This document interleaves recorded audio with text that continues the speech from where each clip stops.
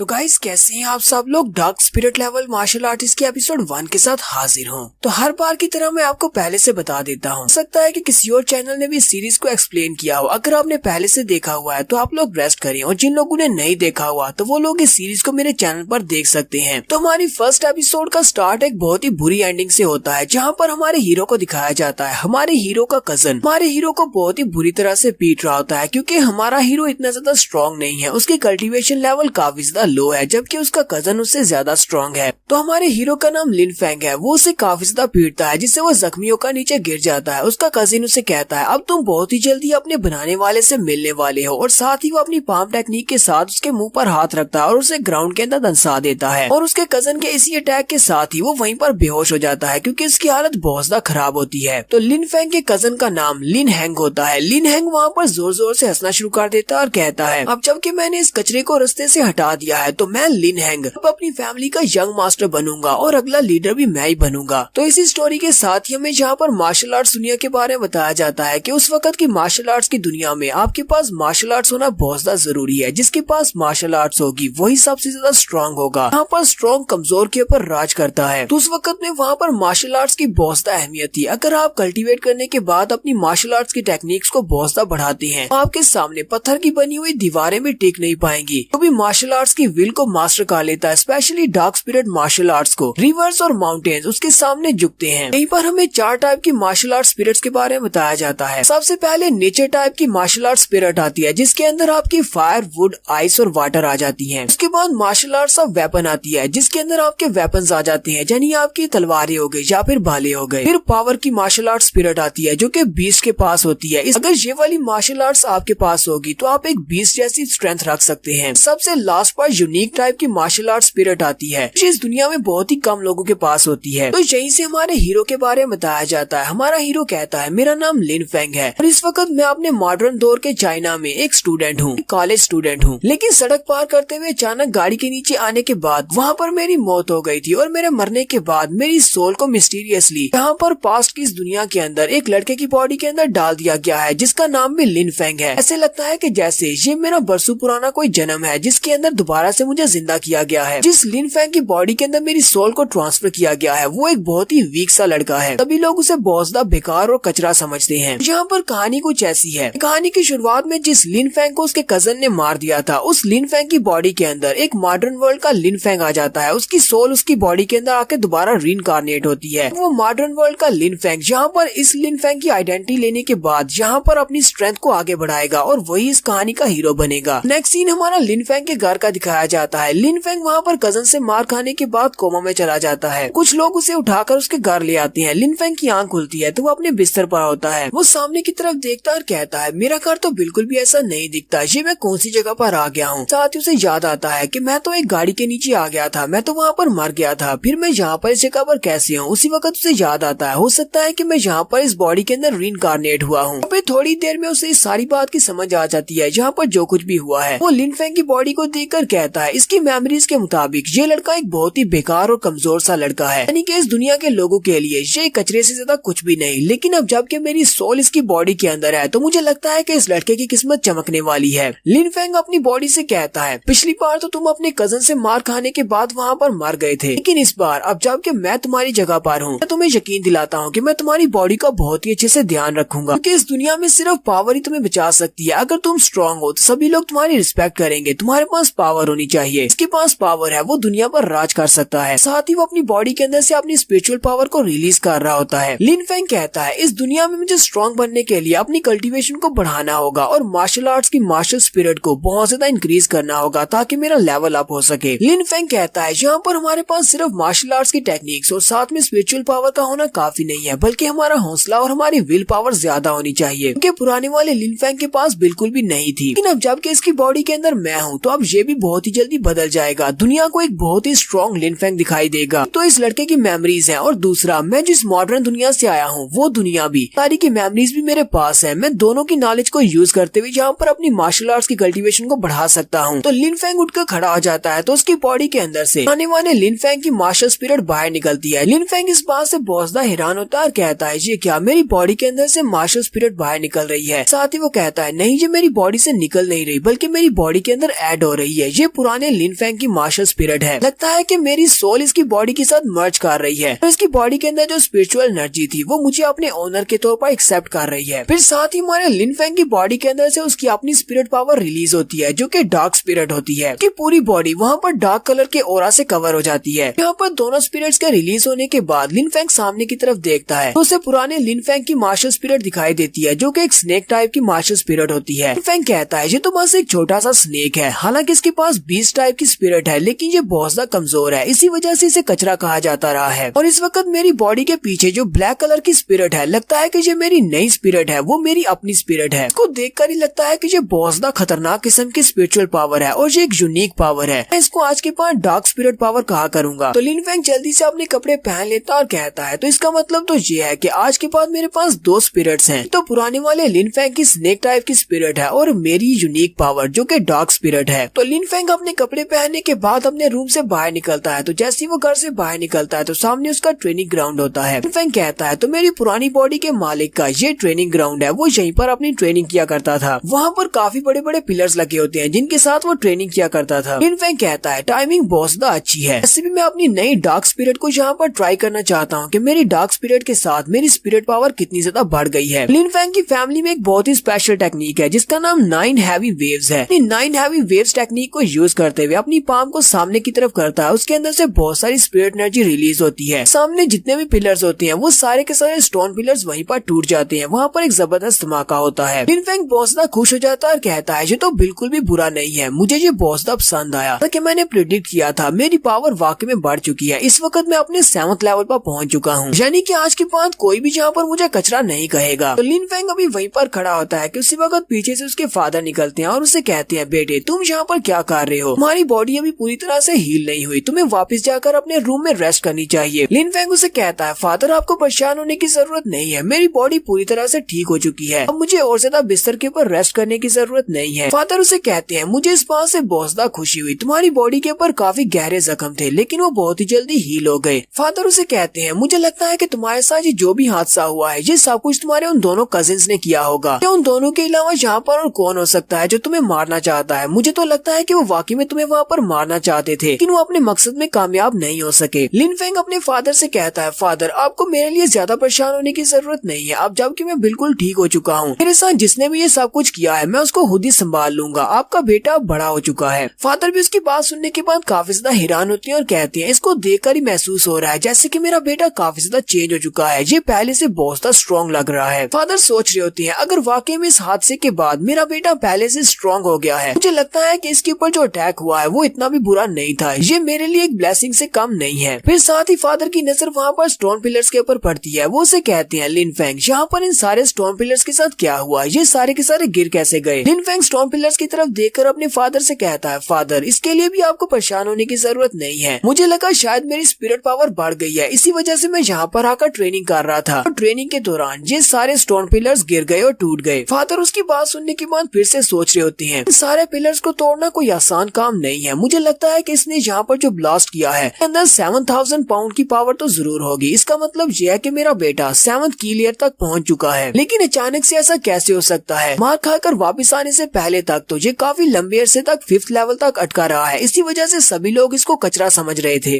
कि मेरे बेटे की पावर्स फाइनली अवेकन हो चुकी हैं और मेरा बेटा बाकी सभी से बहुत ज्यादा अमेजिंग है और बहुत ही जल्दी ये बहुत ज्यादा स्ट्रॉन्ग हो जाएगा। तो फादर काफी ज्यादा खुश हो जाते हैं और लिन फेंग से कहते हैं कल की मीटिंग में तुम मेरे साथ आना, वहाँ पर बाप बेटा सभी लोगों को बता देंगे हम लोग कितने ज्यादा स्ट्रॉन्ग हैं, क्योंकि मुझे लगता है कि तुम्हारे अंकल कल कोशिश करेंगे मुझे फैमिली हेड की पोजीशन से हटाने की। लिन फेंग उनसे कहता है फादर कल मैं आपके साथ जरूर वहाँ पर जाऊंगा और वहाँ पर जाने के बाद उन सभी को दिखा दूंगा हाँ तो आप फैमिली हेड की पोजीशन से हटने वाले हैं और ना ही आपका बेटा कोई कचरा है। फादर उसे कहते हैं चलो ठीक है फिर कल हम लोग फैमिली मीटिंग में जाएंगे, लेकिन फिलहाल के लिए तुम्हें जाकर रेस्ट करनी चाहिए, तो तुम्हारी बॉडी के ऊपर अभी भी काफी सारे जख्म हैं, मैं चाहता हूँ कि तुम अच्छे से रेस्ट करो। इतना कहने के बाद फादर वहाँ से चले जाते हैं। लिन फेंग कहता है मुझे अभी भी इस बात पर यकीन नहीं हो रहा कि मैं दोबारा से रीइंकार्नेट हो चुका हूँ। लिन फेंग रात के वक्त अपने घर की छत के ऊपर खड़ा होता है और कहता है बहुत सारी नॉवेल्स और मांगा सीरीज के अंदर मार्शल आर्टिस्ट के बारे में इस तरह की कहानियां पढ़ी हैं। मार्शल आर्टिस्ट मरने के बाद दोबारा से रिवाइव हो जाते हैं और अपना बदला लेते हैं जिन्होंने उनको मारा होता है। लेकिन आज मैं जहाँ पर दोबारा से किसी लड़के की बॉडी के अंदर हूँ जहाँ पर ये लोग एक दूसरे से बदला लेने की बात कर रहे हैं। हालांकि उन सारी कहानियों को पढ़कर मुझे भी बहुत ज्यादा शौक था था मार्शल आर्ट्स की दुनिया में जीने का। फाइनली मेरा ये सपना पूरा हो गया है। अब मुझे एक दूसरा मौका मिला है अपनी जिंदगी गुजारने का, तो मैं फाइनली बहुत ही स्ट्रॉन्ग बनूंगा और इस लिन फैंग की पुरानी बॉडी के साथ जिसने भी जो कुछ बुरा किया है मैं उन सभी के साथ उतना ही बुरा करूंगा जितना उन्होंने मेरे साथ बुरा किया है। मैं सभी से बदला लूंगा और मैं अपनी इस नई लाइफ को एक बहुत ही स्ट्रॉन्ग मार्शल आर्टिस्ट बनकर गुजारूंगा। मेरी नई लाइफ और इसके नए एडवेंचर्स बहुत ज्यादा पावरफुल होने वाले हैं। यहीं से मेरी इस एक्स्ट्रा ऑर्डिनरी लाइफ की शुरुआत होने वाली है और यहीं पर हम लोग अपनी एपिसोड 1 का एंड करेंगे। एपिसोड की एक्सप्लेनेशन अच्छी लगी हो तो कमेंट करके जरूर बताइए।